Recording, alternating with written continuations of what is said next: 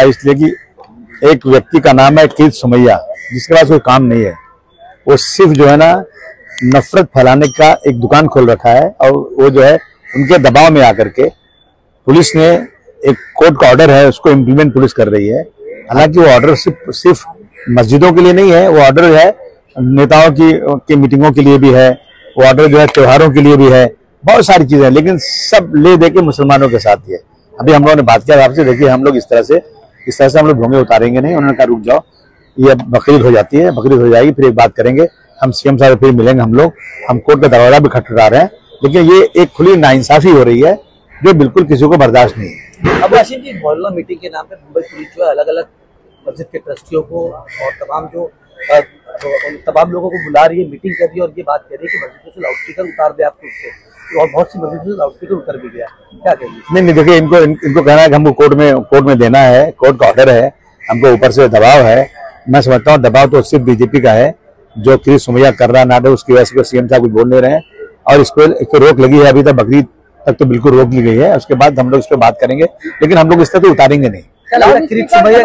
Box type mic लगाने की बात की जा रही है, तो उस पर क्या कहेंगे? नहीं, बॉक्स टाइप माइक से क्या हमारी आवाज जा सकती है वहां तक? अगर जहां तक हम मैसेज देना चाहते हैं अजान का, अगर बॉक्स टाइप में जाए तो हमें कोई एतराज नहीं है, लेकिन उससे आवाज जाएगी नहीं तो हम कैसे अपनी बात पहुंचाएंगे? और ये खसी मस्जिदों के लिए क्यों है?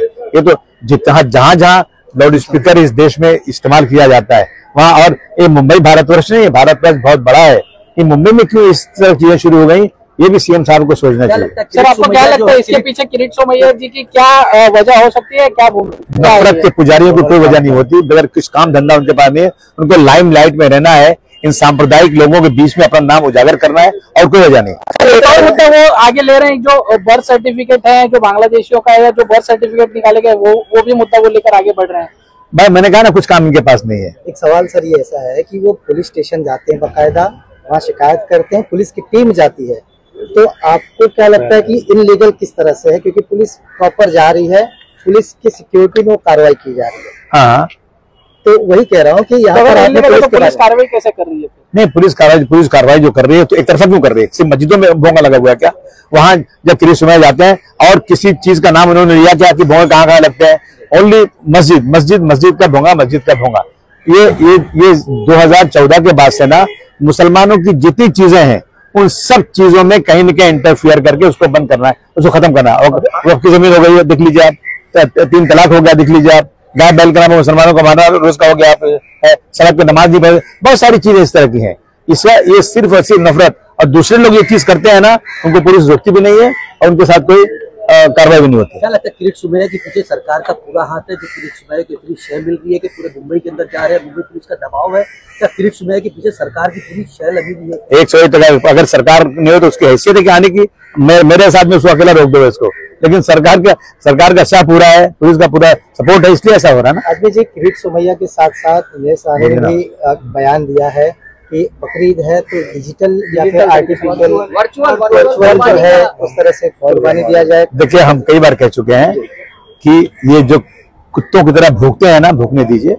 1400 साल से हमारी शरीयत में कुर्बानी करना है, पूरी दुनिया में कुर्बानी होती है। ये छोटभैया नेता अपना नाम करने के लिए इस तरह की बातें करते हैं, बस मैं इनका जवाब क्या दूं? इनको चिल्लाने दीजिए।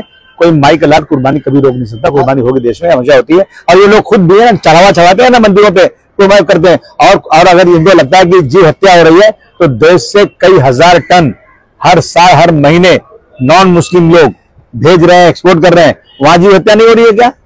आप कह रहे हैं कि सरकार का मिसयूज ये कर रहे हैं, पावर का मिसयूज कर रहे हैं। आदित्य ठाकरे ने पिछले दिनों बयान दिया कि सभी पार्टियां एक साथ आए और ताकि देश के साथ जो है इंसाफ हो सके। एमआईएम और आप क्या उनके साथ जुड़ेंगे? अरे ये रोज बदलते रहता है बयान, बदलते रहे। ये खड़े होकर हाउस में कहेंगे कि बाबरी मस्जिद को शहीद करने वालों को सल्यूट करता हूं, तो समाजवादी पार्टी कैसे उनके साथ जा सकती है? सर, बीएमसी चुनाव नजदीक आ रहे हैं, कहीं ना कहीं सारी पार्टियों ने तैयारी शुरू कर दी है।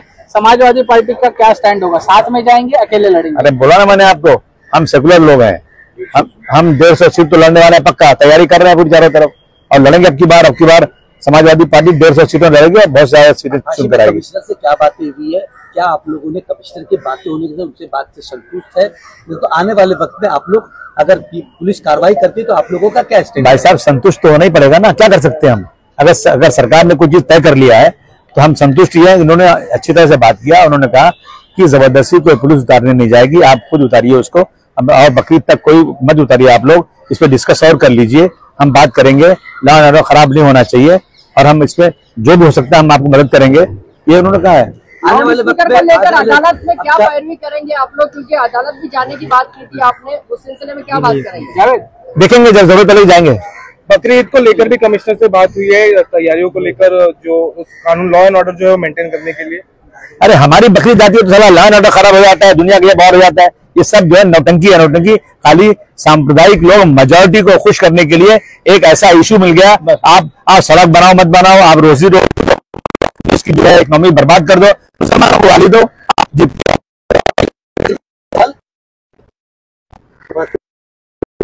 हो रही है सोसाइटीज को कि यहाँ पर आप जो है बकरा नहीं काट सकते, उसके ऊपर ऐसा है कि अगर सोसाइटी एनओसी देती है तो म्युनिसिपैलिटी को परमिशन देना जरूरी है, बकरे वहां काट सकते हैं।